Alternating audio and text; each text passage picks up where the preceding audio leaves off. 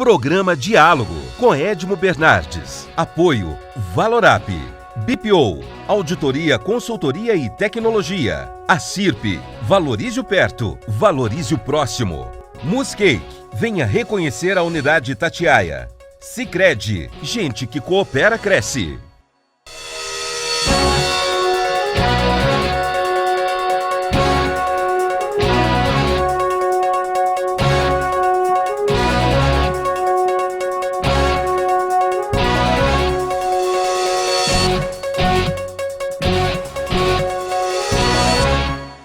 Olá, estamos iniciando mais um diálogo e hoje um tema extremamente interessante, que é tecnologia da informação, a famosa TI, que tanto se vê, tanto se ouve, tanto se fala.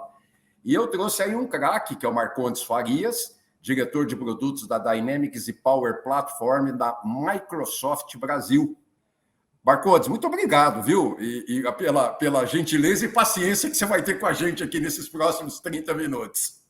Edmo, quem agradece sou eu a oportunidade, porque a gente está falando de um tema que, para mim, é um tema que tem norteado praticamente minha vida nos últimos 20 anos. Então, é trazer um pouco o histórico do que eu tenho vivido nos últimos 20 anos e é uma realidade para todo mundo, com certeza. Que bacana poder estar aqui batendo esse papo com você. Bom, o que eu queria começar com você era o seguinte, claro que eu fui dar uma pesquisada, óbvio, e quando a gente fala em TI, né, muito parece recente esse termo TI, né? E, na verdade, eu fui dar uma olhada, já nos anos 50, 1950, no século XX, dois americanos foram pioneiros quando criaram um laboratório de inteligência artificial na Universidade de Carnegie Mellon. O senhor Herbert Simon e Alan Newell. Ou seja, nós estávamos aí saindo da Segunda Guerra Mundial e já se falava em tecnologia da informação. E não só na tecnologia da informação, como você mesmo comentou, Edmo, a essência da inteligência artificial. Quando a gente pensa hoje, talvez no mundo futurista, a gente imaginaria que o homem seria substituído 100% pela máquina. Acho que esse é um comum em toda a discussão sobre tecnologia da informação. Então, quando a gente pensa lá em 1950, um laboratório em que eles criaram os primeiros algoritmos de inteligência artificial. Vamos tentar voltar um pouco no tempo. Na verdade, computação já faz parte da nossa vida há muito tempo. Seja na década ali de 50, 60, 80 e o que a gente vive hoje. Então, pensar que antigamente o olerite, né? A gente falava que a máquina de fazer o olerite, os primeiros cálculos que a IBM, a grande pioneira em computação, o grande destaque na época para ela era justamente ter uma máquina que fazia os cálculos de olerite para pagamento, folha de pagamento. Então, ali um processo que era extremamente demorado, extremamente complexo de se fazer manualmente, você teve, através de tecnologia, os primeiros computadores permitiram essa funcionalidade de permitir calcular um olerite. Só que a gente fala da expansão disso. Né? A própria Microsoft, né? Eu trabalho na Microsoft, a gente vai olhar o histórico. A Microsoft nasceu falando ter um computador pessoal. Imagina, o computador na época não era pessoal, era um computador que era corporativo. Só grandes empresas tinham acesso à tecnologia. Então você tinha uma limitação de acesso. Poucos tendo acesso à inovação tecnológica de TI. Depois a Microsoft falou, quero ter um computador em cada casa. Então, a gente sabe que nossa vida mudou. Então, a gente edita a matéria, você foi lá, com certeza, a gente preparou ali um briefing de matéria usando o Word, né? Preparou ali uma planilha usando Excel. Então, se tornou o dia a dia, não é mais para poucos, né? A democratização da tecnologia está aí presente no nosso dia a dia. E se a gente for olhar, então, lá em 1950, pioneiros em inteligência artificial, Edmo, é pensar o seguinte, como reproduzir no computador, através de ciência de dados, ciência da computação, algoritmos, trazer para o mundo digital, eletrônico, algo que está aqui dentro do nosso cérebro, do ser humano, a capacidade de pensar, raciocinar e aprender. Então, nada mais é inteligência artificial do que algoritmos que estão dentro do computador, que trabalham com volume grande de informações, de dados, e esses algoritmos vão entendendo os padrões. Assim como a gente aprende, o ser humano aprende as coisas por repetição, por comparação, e esse processo repetidamente faz com que a computação e a inteligência artificial reproduzam o comportamento de aprendizagem do ser humano. Então, só um exemplo. Hoje a gente tem algoritmos, por exemplo, de reconhecimento de imagens. Então, tira uma foto do Marcondes ou do Edmo E o algoritmo consegue dizer, peraí, o Marcondes está usando óculos, o Edmo não está usando óculos, o fundo de tela do Edmo tem livros, o do Marcondes é uma coloração marrom. Então, peraí, eu e você, a gente percebe isso instantaneamente. Esse é o nosso cérebro que se acostumou desde que a gente era pequeno. Fazer isso na computação significa, não é que ele vai substituir o Edmo, o trabalho do Edmo do Marcondes, mas olha que legal, a gente ser capaz de fazer tarefas mais nobres e deixar com que a computação torne as tarefas repetitivas, ou que a gente não tenha capacidade ainda do tempo. Olha que coisa interessante. Demoraria muito tempo para uma pessoa, um ser humano, fazer uma determinada tarefa. Não que ele não seja capaz de fazer, mas imaginando milhões de dados, milhões de informações ao mesmo tempo, alimentando esses algoritmos, eles conseguem, pela capacidade computacional que a gente tem hoje, ele consegue realmente processar volumes absurdos. E detalhe, Edmo, não é uma ciência de foguete, e a gente não está falando de coisas absurdas, a gente está falando do dia a dia. A hora que você pede um carro, um veículo ali pelo aplicativo no celular, tem inteligência artificial ali para saber a melhor rota, o melhor caminho. Quando você bota ali, olha, eu quero sair daqui, eu quero ir para a Band, eu quero ir ali para o escritório. Peraí, qual é o melhor caminho? Isso é algoritmo de inteligência artificial. Eu poderia pegar o guia antigamente, olhar, eu vou sair do ponto A, vou para o ponto B. Não precisa, deixa o celular que está aqui, que já é um computador, né? Se for comparar com 1950, a gente tem uma capacidade computacional 1000 vezes maior do que um computador da década de 50 nesse aparelhinho aqui, nesse celular. Então é isso. Tecnologia da informação hoje se confunde com o nosso dia a dia. A gente está falando aqui no meio digital, nesse meio eletrônico, nesse formato, sem a gente precisar estar fisicamente próximos.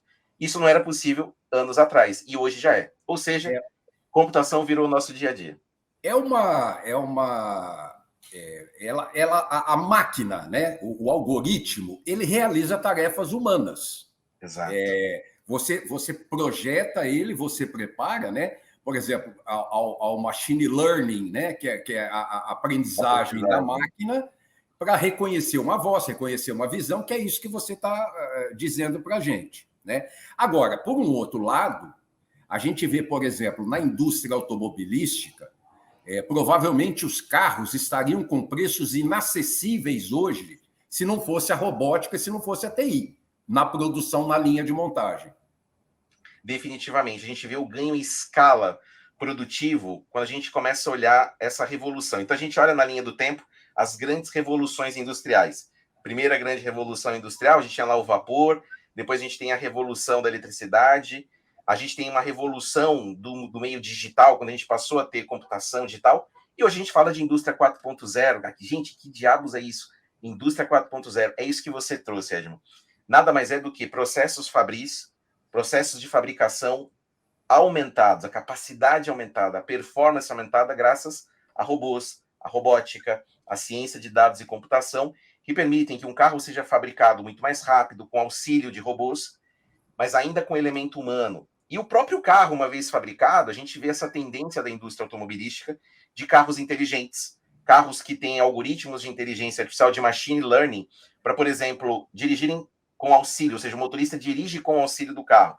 No futuro, a gente vê a tendência de que tenha carros autônomos que utilizam dados de satélite, GPS, mais a computação, permitindo que o carro ande praticamente sozinho, que é o carro autônomo. Ou seja, essa revolução da tecnologia permite que as coisas sejam muito mais simples. Então, ela, como você falou, ela replica tarefas humanas. Então, a gente consegue ter tarefas humanas representadas por algoritmos, por computadores ou por robôs de forma muito mais simplificada. Na indústria, em outras áreas, né, da saúde, olha a revolução robótica na saúde. O médico operando à distância, utilizando um robô. Ou cirurgias muito, muito sensíveis no cérebro, que o médico consegue fazer isso operando com as mãos, com uma sensibilidade e uma precisão absurdas. E às vezes à distância. E às vezes à distância, Edmo. Então, barreiras geográficas não existem mais. Então, quer ver um outro exemplo? A gente fala de como que duas pessoas em lugares diferentes do mundo, sem falar a mesma língua, elas conseguem, através do computador, conversar, e o computador ele vai ouvindo a conversa em tempo real, usando machine learning, o aprendizado de máquina, ele traduz a minha língua português para um outro idioma e a pessoa consegue ter uma interação em tempo real, sem mais precisar de um intérprete. Então, ou seja, é a utilização da tecnologia no dia a dia. Né? Não estamos reinventando nenhum processo, a gente está mudando a forma que a gente ia fazer as coisas antigamente. Então, essa é a magia da computação. A gente não vive um mundo novo, a gente vive o mesmo mundo com capacidades aumentadas, com facilidade do dia a dia. Então, essa beleza da computação que a gente acaba vendo hoje no nosso dia, Edmond. E eu estava conversando recentemente com um amigo que tinha um empresário dono de uma gráfica de impressos de papéis, né? Cada vez menos publicitário, etc. E tal, muito mais editorial, as gráficas estão virando para o lado editorial. E ele dizia para mim, o nosso processo está muito caro.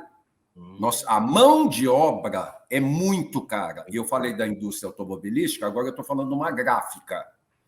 Ele virou para mim e disse o seguinte, eu vou precisar investir milhões de reais em novos equipamentos alemães, Heidelberg, lá, aquela famosa lá da Alemanha, para poder abaixar um pouco o custo, porque eu não consigo mais vender. Então, quando a gente olha condomínios cada vez mais autônomos, o vilão é a mão de obra, o preço da mão de obra, não que o ser humano seja o vilão, não confundir as duas coisas. Exato. E olha, você trouxe um ponto interessante. Por que a gente vive esse custo aumentado de mão de obra? Vamos olhar o que tem acontecido nos últimos anos, Edmond. A gente sim teve uma evolução tecnológica. Ao mesmo tempo, a gente não conseguiu manter o mesmo ritmo de formação de pessoas que sejam capazes de falar essa nova linguagem digital. Então, numa gráfica que vai ter que falar uma linguagem digital, são novos processos, novos equipamentos, e ter essa mão de obra disponível para trabalhar com essas novas realidades de equipamentos e tecnologia se tornou um desafio. Só para você ter um dado interessante, a gente tem pesquisas aqui no Brasil, a Associação Brasileira da Indústria de Software, ela traz um dado super preocupante para nós, mas isso reflete o mundo que a gente vive hoje. A gente forma menos pessoas capazes de trabalhar com tecnologia do que a demanda do mercado. O que isso significa, Edmond? Que no futuro essa curva ela vai aumentando cada vez mais. Por mais que eu faça os investimentos em formação de engenheiros da computação, cientistas da computação, eu não consigo dar conta da demanda. Então você vê hoje uma gráfica, um bancos digitais que nasceram inteiramente no mundo digital, as startups. Ou seja, uma empresa hoje para nascer, a pessoa pode estar de casa, uma pessoa ela cria um site, cria uma empresa e aquilo ali pode viralizar e se tornar uma grande empresa. Só que para trabalhar com essa realidade, precisa ter pessoas que conheçam computação, linguagens de programação, para falar a língua digital. Então, como é que a gente resolve? E isso, teu amigo está coberto de razão. O custo aumenta, porque essa mão de obra sendo escassa, lei da oferta e da procura. Esse profissional, ele se torna hoje escasso, para ser bem sincero. Um programador hoje no mercado, ele é o profissional mais disputado, porque ele é o profissional que vai falar essa língua do futuro. Então, realmente, eu vou tocar nesse assunto. Como que a gente pode resolver esse dilema de o mundo sempre vai caminhar para um mundo mais digital? Não tem volta, Edmond. Esse é um caminho sem volta, porque a gente vê benefícios nisso. A economia vê benefício, né? A sociedade como um todo vê os benefícios da tecnologia da informação. E como que eu resolvo esse desafio de não ter a mão de obra? Seu amigo está coberto de razão. A gente precisa trabalhar um tema que é, número 1, formar mais pessoas. Microsoft tem um programa aqui no Brasil, só aproveitando para trazer um contexto, que é o famoso programa Microsoft Mais Brasil, em que a gente tem um pilar de formação de pessoas. Se a gente não formar profissionais que saibam trabalhar com tecnologia, a gente vai travar a economia. Vai travar de uma forma que a gente não vai conseguir dar o próximo salto tecnológico que a gente depende. E aí a pergunta que eu fico, Edmond, e para as pessoas que não são de tecnologia? Será que a gente vai viver ainda aquele mundo de que, poxa, só um cara que fez ali 4 anos de faculdade de ciência da computação, ele vai ser esse sortudo, né, que vai conseguir trabalhar e viver nesse novo mundo? Não. A gente tem uma solução que a gente já viu o mercado tentando resolver esse dilema. Já que eu não vou conseguir formar todo mundo em ciência da computação, a gente pode tornar a tecnologia acessível para todo mundo. É o inverso. Ao invés de complicar o acesso, eu facilito o acesso à tecnologia. E aí vai uma palavrinha em inglês, para quem está acompanhando a gente, que é o famoso low code, que em português é sem código. Olha que bacana, não tem as planilhas. Quem nunca trabalhou com Excel, Edmond? Então, assim, atire a primeira pedra quem nunca fez uma planilha em Excel aqui. Já é um primeiro grande passo de que os cálculos matemáticos estão ali na planilha. Mas eu não preciso saber, eu só preciso preencher as células e aplicar fórmulas entre uma e outra. Esse foi o primeiro passo do low code. Hoje, as tecnologias evoluíram tanto que você é capaz de desenvolver um aplicativo para o celular sem saber programar uma linha de código sequer. Então, olha o avanço das tecnologias.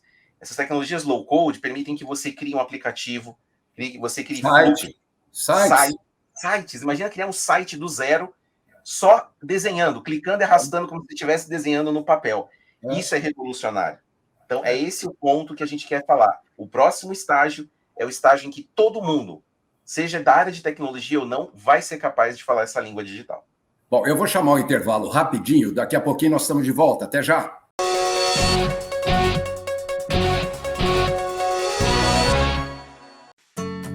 Hoje eu quero aquela brusqueta de pepperoni. Eu não vejo a hora de provar o confit de pato. Ou será que peço o risoto de carne seca, hein?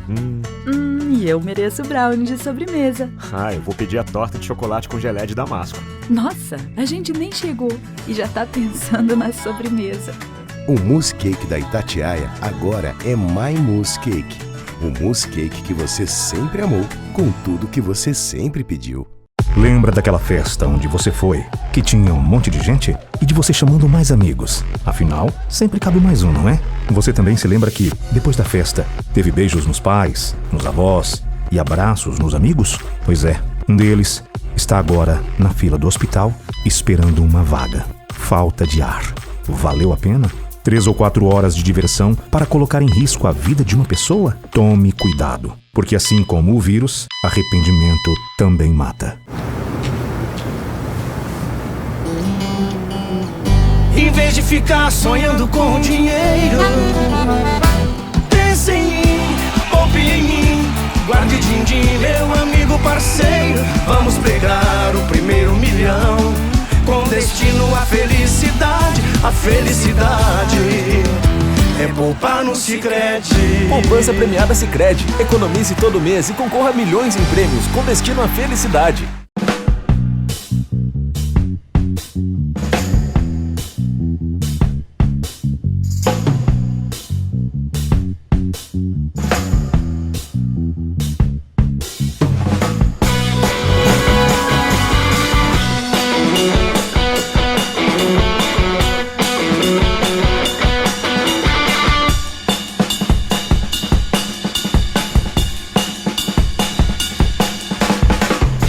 Diálogo, apoio, Valorap, Acirp, Musicake e Sicredi. Estamos de volta com o segundo bloco do programa, recebendo essa figura queridíssima, pessoa muito doce, Marcondes Farias, diretor da Microsoft Brasil, e nós estamos falando de TI. E nós saímos do primeiro bloco falando, não falamos da agricultura, né? Cada máquina na agricultura hoje que opera sozinha hectares e alqueires, né? Mas nós estamos falando da produção, e eu não posso terminar o programa, agora nós estamos no segundo bloco, falando da venda, né? Então, o pessoal está muito assustado, Como é que eu recebi uma mensagem de texto no meu celular de um shopping, aí ele lembra que ele passou perto do shopping. Aí o cara entra numa loja para ver mas eu tenho o seu cadastro aqui na loja. Quer dizer, o pessoal está um pouco assustado, Marcondes, como é que isso está entrando na vida da gente, né? Olha que interessante, Edmo. A gente está olhando, a gente falou muito no primeiro bloco sobre a história, como que a gente chegou no momento que a gente está vivendo hoje. Então, não só a questão da produção, a gente falou de processos fabris, a indústria automobilística, ou qualquer tipo de processo sendo facilitado através da tecnologia. O marketing não ia passar batido nessa história. Os processos que a gente conhece, vamos lembrar a história do marketing, né? As propagandas no horário nobre da novela, da televisão, do jornal, no domingo, à noite. Então, a gente vê que o marketing precisou acompanhar essa evolução digital. Então, hoje eu, você, as nossas famílias, nossos amigos, adolescentes, idosos, todos nós estamos vivendo uma realidade em que nós disponibilizamos dados e a gente tem uma preocupação enorme quem está acessando o nosso dado. Essa questão da privacidade, né? Peraí, quem tem a minha informação? Porque, olha só, se o petróleo foi o grande motivador de transformações na nossa sociedade nas últimas décadas, a gente fala que o novo petróleo são os dados, e é fato. Peraí, como é que eu posso ter o dado do Edmo para mandar uma mensagem no celular dele naquele momento? Primeiro, porque você aceitou, ou deveria ter aceitado, compartilhar sua informação com o lojista ou com aquela marca que você se identifica. Mas mais importante, Edmo, não é só quem a gente se identifica, é quem a gente confia. A partir de agora, com a abundância de serviços e ofertas, os nossos dados, eles são esse novo petróleo, eles têm que ser guardados com muito cuidado. Por quê? Porque agora você pode fazer campanhas muito direcionadas. É o sonho da indústria quando a gente pensar o seguinte: eu tenho uma mensagem para o Edmo, que é diferente da do Marcondes, que é diferente da mensagem que vai para minha filha, diferente da minha esposa e por aí vai. Por quê? Cada pessoa é única. E nós, por não termos a tecnologia da informação nos permitindo avançar no nível que a gente está avançando hoje, a gente não conseguia dar um tratamento personalizado às pessoas da forma como a gente está hoje. A gente trabalhava, vamos dizer assim, como se todos fossem iguais. E nós não somos iguais. Então, essa questão do fui numa loja, eu consegui ter uma promoção, um desconto para mim, isso é incrível. Sabe por quê? Porque para toda a indústria é benéfico. Porque eu vou conseguir diminuir o custo do marketing. Porque agora eu mando mensagens específicas para cada indivíduo. Olha que maravilha. Da mesma forma, né? Vamos interpretar o que você disse. Da mesma forma que a gráfica estava acabando, introduzindo e terminando o produto muito caro, os carros estavam caros, a agricultura provavelmente hoje numa lavoura para colher uma soja, um milho, se fosse manual, eu não sei que preço estariam essas coisas. Da mesma forma o marketing. O marketing é caro. É caro. Não é? Se você fosse... Eu me lembro no começo da década de 80, a Globo, quando ia fazer o lançamento de uma campanha própria, um novo programa, uma nova atração, qualquer que fosse, ela fazia a revista Veja, ela fazia a Folha de São Paulo, ela fazia o Fantástico, ela fazia não sei o quê, outdoor nas cidades distribuídas no Brasil. Faz isso hoje e vê quanto custa. É simples. Enquanto que com o ATI, você vai na digital daquele que você está buscando. Eu literalmente, praticamente, entrego a minha oferta na porta de quem realmente quer a oferta. E olha que interessante, eu passei de um marketing passivo, em que eu atirava para todos os lados, esperando que alguém pegasse e captasse essa mensagem. Hoje eu tenho a ideia de que a tecnologia da informação, com esses algoritmos, com esse volume de dados que a gente tem hoje, eu consigo ter uma mensagem precisa para quem realmente quer comprar o meu produto naquele momento. A gente fala isso na Microsoft, que é o marketing em tempo real. Edmo, é o sonho de consumo de muitas empresas, de muitos departamentos de marketing. Marketing em tempo real. Eu lanço a campanha agora, porque, não sei, me deu na cabeça, quero fazer uma campanha. Mas eu já vi o resultado da campanha, vou alterar um desconto, vou alterar uma oferta em tempo real. Se não tivesse computação, da mesma forma que eu não conseguiria colher os talhões, os meus hectares de plantação hoje no agro, graças à tecnologia da informação e à robótica aplicada ao campo, eu não conseguiria fazer o marketing digital. Então, olha como é que as coisas se conectam, né? Então, um produtor rural que está ali plantando, ele pode ter uma eficiência operacional graças ao que a gente fala que é o agritech, são os recursos de tecnologia para ele ter GPS, ter drones, ter máquinas, equipamentos que estão operando em altíssima tecnologia.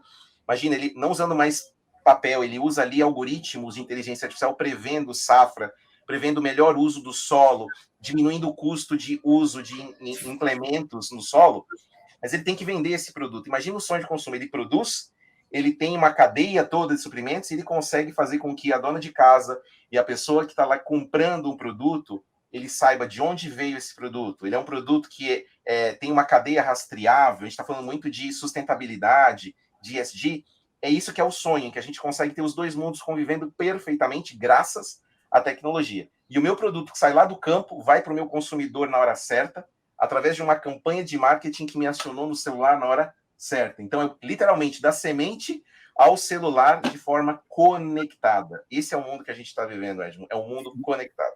Nós estamos indo para o final do programa e eu só não posso deixar de falar que você citou um fator importantíssimo, e aí nós vamos falar de segurança, que todo mundo está pondo o dedinho onde não deve, ou deveria com um pouquinho mais de cuidado. Então, hoje virou pela LGPD, você virou refém daquele famoso aceita informações quando você acessa qualquer site, etc. Tal. O sujeito nem lê, o sujeito não está nem aí. O telespectador vai apertando, ele vai lá, aceita, ele quer navegar. Aí ele cedeu a impressão digital para as empresas. É isso. Esse é o grande X da questão, a transparência com que as organizações precisam trabalhar essa coleta e uso de informações. A LGPD, como lei, ela não força o comportamento das pessoas. É o comportamento das empresas que vai ditar daqui para frente a relação. E ela tem que ser uma relação, número 1, transparente e de confiança. Então, Ed, o que eu quero trazer aqui para o nosso público que está ouvindo a gente? As empresas, elas precisam ser responsáveis com o uso das informações dos seus clientes. Então, não adianta só ter um discurso de segurança e de que você está trabalhando os dados de forma segura. Isso tem que vir no comportamento. Então, evitar práticas abusivas de marketing, né, que não trazem o conteúdo que a pessoa está querendo, mas simplesmente você inundou essa pessoa com conteúdo, gera insegurança e literalmente você está afastando o seu cliente. A gente tem pesquisas da Microsoft que dizem que 94% das pessoas deixam de fazer negócio com as organizações se elas não respeitarem justamente essa personalização, essa indicação de que eu quero ser tratado de forma individualizada, mas que o meu dado esteja guardado de forma segura. Então, assim, como você disse, as pessoas, elas querem consumir, elas querem ter acesso. Então, a responsabilidade, gente, eu não jogo para as pessoas, eu jogo para as empresas, porque são elas que trabalham esses dados, são elas que armazenam os dados. Então, não posso me falar assim, né? A desculpa não, mas o cliente, ele aceitou. Gente, não é porque o cliente aceitou, você tem que ter a consciência que a gente vive num mundo extremamente conectado e que a sua marca, com um post na internet negativo, você pode simplesmente derrubar a sua empresa e ela deixa de ser seguida por pessoas, as pessoas deixam de comprar e consumir serviços, porque você não demonstrou na prática que você respeitava a LGPD, que os dados estavam sendo utilizados da melhor forma e guardados de forma segura. Então, de novo, a forma como você trata o seu cliente começa na forma como você trata os dados do seu cliente. Eu quero agradecer ao Marcondes Farias e dizendo assim que o consumidor está procurando empresas sérias, procurando tratamento sério, procurando relacionamento comercial sério, mas tem gente muito maldosa, o hard aí da comunicação, tem gente muito ruim que mesmo você querendo coisa séria, ele vai lá e te acha, ele captura seus dados e acaba te prejudicando de maneira geral. Marcondes Farias, diretor da Microsoft Brasil, muito obrigado. Conte conosco aqui. Esperamos contar com você para, no futuro, outros esclarecimentos. Um abraço para você. Um abraço, Edmo, e todo mundo que está ouvindo a gente. Pessoal, semana que vem a gente está de volta. Até lá. Programa Diálogo com Edmo Bernardes. Apoio Valorap. BPO, Auditoria, Consultoria e Tecnologia. A CIRP, Valorize o Perto, Valorize o Próximo. Muscake, venha reconhecer a unidade Itatiaia.